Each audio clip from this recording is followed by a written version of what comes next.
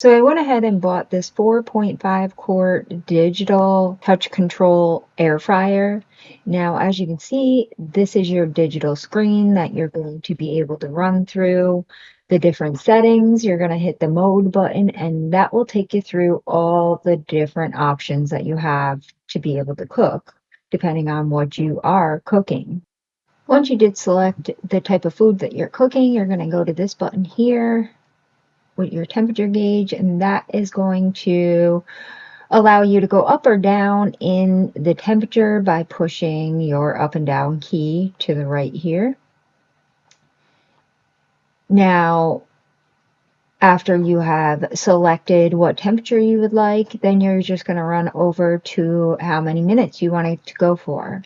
Again, you're going to select the up or down key depending on if you want to go up or down in your time.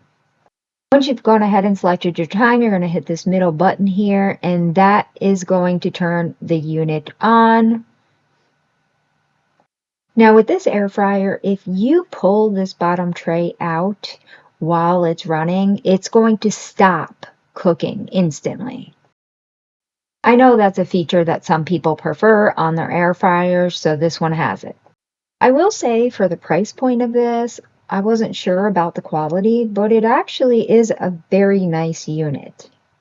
Inside tray does have a non-stick coating to it, so you don't have to worry about your food sticking to it. And being a 4.5 quart unit, this does have some room to it to be able to cook for 2 to 3 people. I did end up purchasing this for our RV, and I find the size to be absolutely perfect.